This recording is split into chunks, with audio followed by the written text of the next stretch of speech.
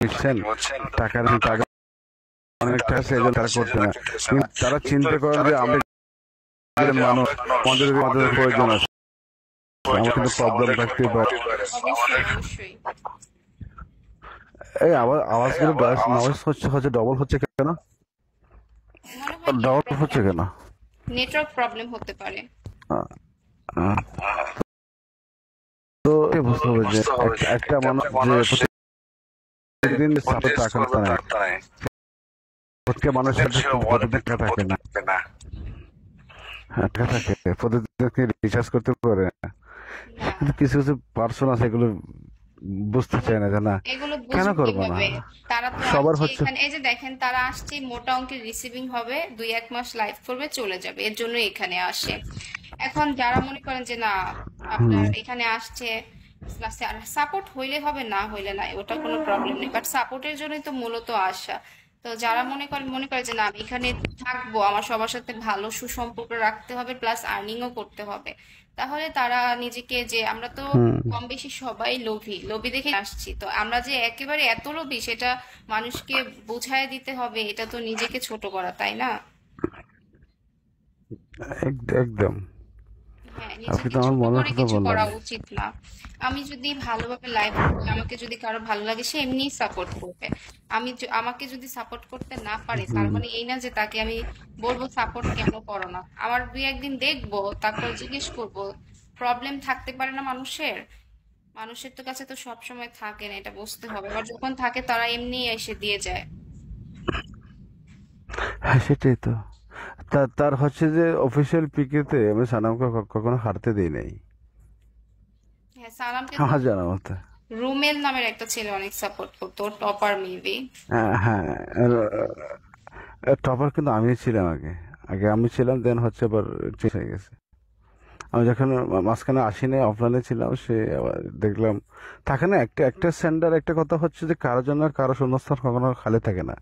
এক- অবশ্যই। ঠিক আপনি আছে, আপনি শূন্যস্থানটা মনে তো করেন পূরণ আপনি হয়ে মনে যায়। করেন যেমন আপনি এখন যদি আমাকে সাপোর্ট না করেন, আপনি চলে গেলেন, আরেকজন সেন্টার আসবে, আবার আপনারাও মনে করেন আমার মতো হোস্ট যদি একজনকে ছেড়ে দেন, আপনিও একটা ভালো হোস্ট যে পাবেন, এরকমই।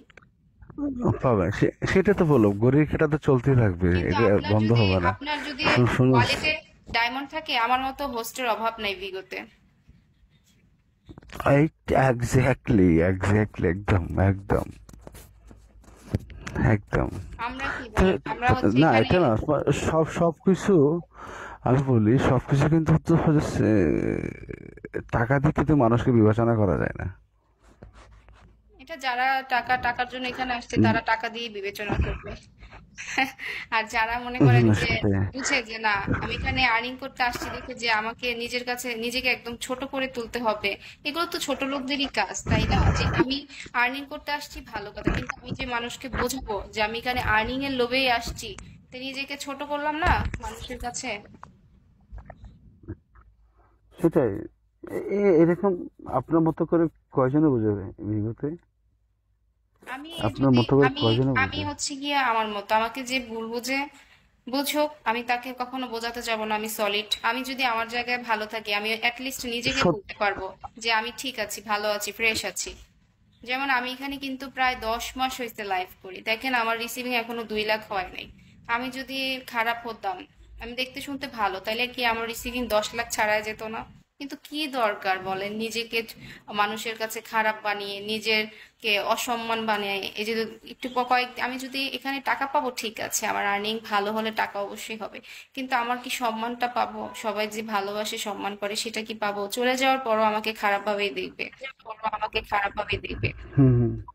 দরকার কি? না, এটা আমি যখন ফার্স্ট অফ অল সানামার যাই, তখন হচ্ছে যেদিন আপনার অফিসের পিকে আমি সাম থেকে শুনতে পাই যে আমার যার সাথে পিকে তার সে অনেক শারীরিক অনেক অসুস্থ।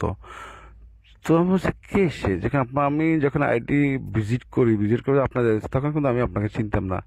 যখন আপনি যখন আসলেন, বললেন যে, আপনি বললেন না যে আমি আমি অসুস্থ, তারপর তোমার পিকে আমি না আসলে তোমার পিকে হবে না, এই জন্য আমি আসছি। কিন্তু আপনার ওই বিষয়টা কিন্তু আমার কিন্তু অনেক মুগ্ধ করে আপনার প্রতি। হ্যাঁ হ্যাঁ, কারণ আমার জন্য তো অন্যের ক্ষতি সে করে ফেলে। আমি যদি এখন না আসি, সে তো সবাইকে বলে রাখছে, তারও তো হুম একটা আশা আছে আজকে পিকে খেলবে, কিছু রিসিভিং হবে। এখন আমি না আসলে তো তার ওইভাবে পিকেটাও হুম খেলা হচ্ছে না, সাপোর্টটাও হচ্ছে না। এর জন্য ওর জন্যই আসছিলাম, হুম অনেক অসুস্থ ছিলাম তারপর। হ্যাঁ হ্যাঁ হ্যাঁ সে ওই ওই দিন না ওই দিন আমি অনেক আপনার প্রতি অনেক মুগ্ধ হয়েছে না দেখো মানুষ অসুস্থতার কারণে কিন্তু সে সে অন্যজনের চিন্তা করছে নিজের চিন্তা করে না, এবার অন্যজনের চিন্তা করছে ওই বিষয়টা কিন্তু আমার সানামও বলছে না বলতেছে না আপুটা ভালো ছিল সানামের সাথে আমার গুড একটা সম্পর্ক ছিল আমারও বাট খুব সে ভালো সম্পর্ক নোয়াখালীর ছিল, কিন্তু নোয়াখালী কিন্তু আমারও খুব ভালো সম্পর্ক ছিল, হ্যাঁ কিন্তু হ্যাঁ আলিশা নামের যে মেয়েটা ছিল না, ওই মেয়েটা হচ্ছে একটু অন্য টাইপের মেয়ে।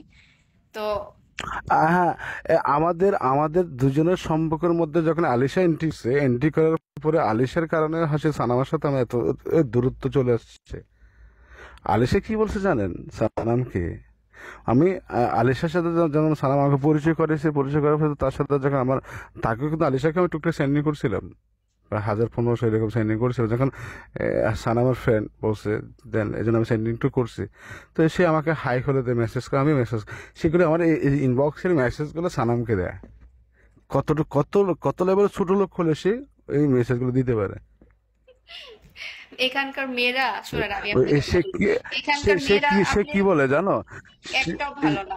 সে সাপোর্ট পেলে মানে নিজেকে একদম সে বলে কাপড় খুলে দিতে রাজি আছে হ্যাঁ সাপোর্টের জন্য। শোনো শোনো সে কি বলে দেখ সানা তো স্যান্ডার তো আমার সাথে মেসেজ করে এটা কোনো কথা তো হাই দিস কেমন আছে জিজ্ঞেস করছে সেটা আমি রিপ্লাই করছি সেটাকে আমার অপরাধ আর এ, কিছু একটা কারণে সানামার সাথে আমার সানামার একটা বর্ডে গেছিল আমি তাকে সানাম ওখানে ছিল আমি জানি না ওই হোস্টটাকে আমি একটু দুষ্টুমি করে কয়েকটা মেসেজ করছি মেসেজ করার পরে এই সানাম এগুলো এগুলো মেসেজ স্ক্রিনশট নিয়ে সে আমাকে সেন্ড করে মানে মানে মানে বলতেছে ওই বইটা আনছি